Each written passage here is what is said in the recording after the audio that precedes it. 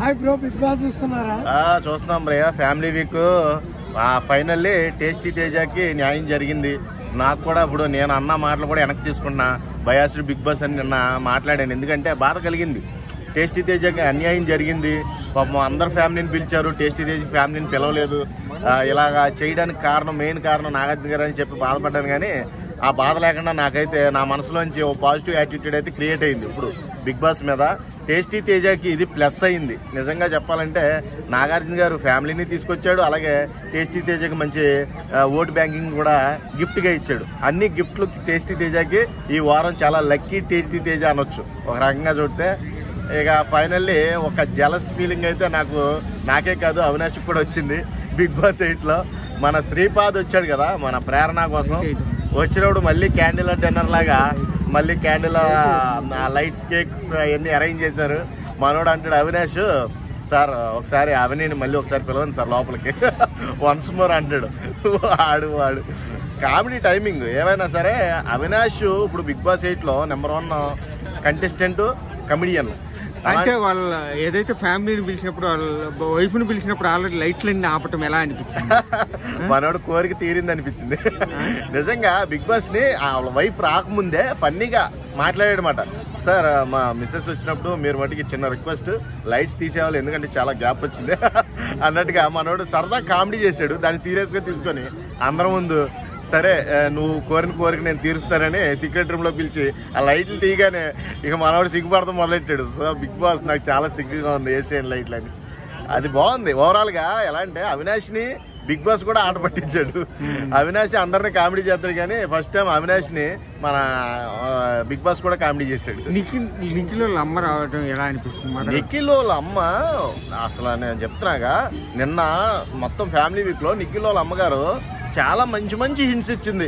ఇప్పటికైనా తెలుసుకోవాలి ఈ మహారాజు, లేకపోతే చాలా కష్టం అవుతుంది హౌస్ లో. వాళ్ళంతా గ్రూప్ గేమ్ ఆడుతున్నారని బయట ఉన్న వాళ్ళ అమ్మగారికి అర్థమైంది. కాబట్టి ఆ గ్రూప్ గేమ్ మానేసేయండి. గ్రూప్ గేమ్ మానేస్తే మంచిగా నీకు బజ్ ఉంటుంది, నువ్వు కప్పు కొట్టే అవకాశం ఉంటుంది. నువ్వు వాళ్ళతో మింగిలై ఆడటం వల్ల నీ ఆట అంతా పాడవుతుంది. ఎస్పెషల్లీ యష్మితో నువ్వు అస్సలు కలవద్దు, గౌతమ్తో గొడవ పెట్టుకోవద్దు, ప్రేరణను దూరంగా ఉంచు అని చాలా మంచి హింట్స్ ఇచ్చి వెళ్ళింది. నిజంగా చెప్పాలంటే వాళ్ళ హింట్స్, ఆవిడిచ్చిన హింట్స్ 100% కరెక్ట్. అలాంటి హింట్స్ ఎవరు ఇవ్వలేదు హౌస్లో. యష్మి వాళ్ళ నాన్నగారు ఇచ్చిన హింట్ అయితే ఇంకా హైలైట్. ఎందుకంటే నువ్వే నెగిటివ్ అవుతున్నావు అందరి దృష్టిలో, అందరికన్నా నువ్వే బ్యాడ్గా ఆడుతున్నావు అన్నట్టుగా ఇండైరెక్ట్గా చెప్పేశాడు. అది కూడా నాకు బాగా అనిపించింది. ఇక ఇంకొక ఫాదర్ ఎవరంటే మన విష్ణుప్రియ వాళ్ళ ఫాదర్ డైరెక్ట్గా చెప్పాడు, నువ్వు రొమాంటిక్ యాంగిల్ అక్కడ చూపిస్తున్నావు కానీ నీ వరకు బాగానే ఉంటుంది, ప్రజలకు మట్టికి అది బ్యాడ్గా వెళ్తుందమ్మా చూసుకో అన్నాడు. అయినా సరే మన విష్ణుప్రియ ఒప్పుకుంటలా, లేదు బ్యాడ్ ఏం కాదు, అది కావాలని చేస్తున్నాను నేను అన్నట్టుగా అక్కడ కన్వర్జేషన్ చేయడం నాకైతే కొంచెం ఇరిటేటింగ్ అనిపించింది. అలా చేయకుండా ఉంటే బాగుండు అనిపించింది. ఇంకా ఫైనల్లీ మన టేస్టీ తేజ వాళ్ళ అమ్మగారు వచ్చినప్పుడు అయితే బీజిఎమ్స్ కానీ బ్యాక్గ్రౌండ్స్ ఒక సాంగ్ కానీ చాలా అంటే చాలా బాగా కనెక్ట్ అయింది. నాకైతే చాలా హ్యాపీగా అనిపించింది. టేస్టీ తేజ ఒరు ఏడుస్తున్నాడు. వాడి ఏడుపుకు తగ్గట్టుగా బిగ్ బాస్ పాపం సానుకూలత కొంచెం అంతా జాలి చూపించి వాళ్ళ అమ్మగారిని పంపించడం అనేది ఈ సీజన్లో మనోడు చాలా ఎక్స్పెక్టేషన్ పెట్టుకున్నాడు కదా. వాళ్ళ అమ్మగారు వీక్గా చాలా అంటే చాలా అప్రిషియేట్ అయ్యాడు. ఇక ఒక రకంగా చూడాలంటే శ్రీపాద్ వచ్చినప్పుడు ప్రేరణ వాళ్ళ మనకు కొంచెం సంస్కృతి సంప్రదాయాలు కొంచెం బాగా చూపించాడు. శ్రీపాద్ రాగానే ఫస్ట్ బొట్టు పెట్టడం అంటే ఆటలో ప్రేరణ వంతు ఎలా ఉన్నా కానీ ఇక్కడ ఫ్యామిలీ వీక్లో మట్టికి ప్రేరణ గురించి వాళ్ళ హస్బెండ్ మట్టికి చాలా బాగా చూపించారు.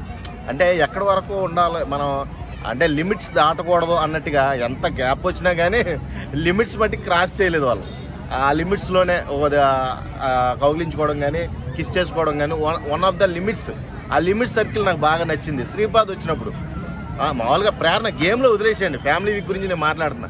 గేమ్లో అగ్రెసివ్నెస్, సారీ చెప్పుకుంటాలో, మళ్ళీ కొట్టుకుంటాలో, మళ్ళీ తిట్టుకుంటాలో అవన్నీ కామనే. కాకపోతే ఇలా ఫ్యామిలీ వీక్లో నాకు కొంచెం స్పెషల్గా కనిపించారు వీళ్ళు. కొంచెం మన చిన్నపిల్లలాగా నువ్వు ఎప్పుడులాగానే ఉన్నది అంట, ఇంట్లో కూడా అలాగే ఉంటుందంట ప్రేరణ. యాక్చువల్గా వాళ్ళ హస్బెండే చెప్తున్నాడు. కానీ లాస్ట్లో గేమ్ పెట్టాడు చూడు, బెలూన్ని బ్రేక్ చేయాలి చేతులు సాయం లేకుండా బాడీలతో. ఆ గేమ్కి మట్టికి అవినాష్ మట్టికి చాలా ఫీల్ అయిపోయాడు.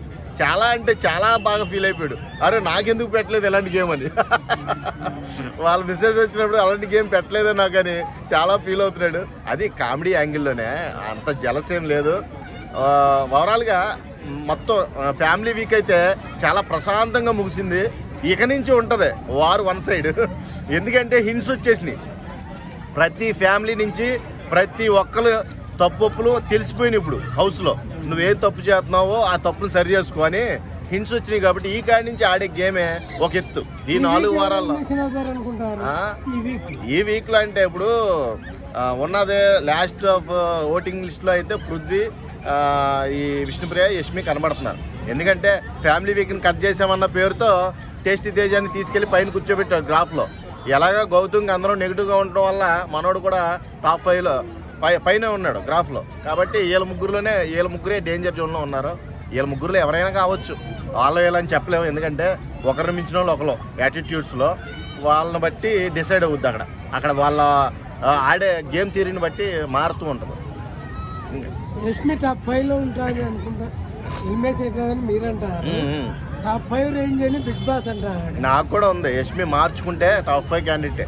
నేను చెప్తున్నాను కదా, టాప్ 5 లో ఉండే యష్మియే, నేను కాదనట్లా. కానీ వే ఆఫ్ టాకింగ్ మాట్లాడే విధానంలో హెచ్చు తగ్గులు అంటే మార్చుకోవాల్సిన మాటలు. నువ్వు ఎంతలో లిమిట్లో మాట్లాడాలో అంతే మాట్లాడాలి, కానీ ఓవర్గా మాట్లాడకూడదు, ఆర్గ్యుమెంట్ చేయకూడదు, ఓవర్ యాటిట్యూడ్ చూపించకూడదు. ఓవర్ యాటిట్యూడ్ జనాలకు నచ్చదు, చాలా చిరాగ్గా ఉంటుంది అన్నమాట, దరిద్రంగా ఉంటుంది. అలాంటి దరిద్రమైన మాటలు అందరూ తీసుకోలేరు. 50% సైకోలు ఉంటారు, వాళ్ళకి నచ్చితే ఆ మాటలు. 50% జెన్యున్ పీపుల్స్ ఉంటారు, వాళ్ళకి నచ్చవు ఆ మాటలు. ఎందుకంటున్నానంటే ఈ మాట ఎవరి మైండ్ ఎలా ఉంటుందో మనం చెప్పలేం. ఇప్పుడు మీరు 4 ఉన్నారు, నలుగురిలో 4 రకాలుగా ఆలోచించారు. నాకు నబీల్ ఇష్టం, నీకు ఇంకెవరైనా ఇష్టం ఉండొచ్చు. అర్థమైందా? అదే చెప్తున్నాను కదా, డిపెండ్ యువర్ మైండ్ అంతే. అది మీ ఒపీనియన్, అది మీ పర్సనల్ ఒపీనియన్, నా ఒపీనియన్ కాదు కదా. Okay, thank you.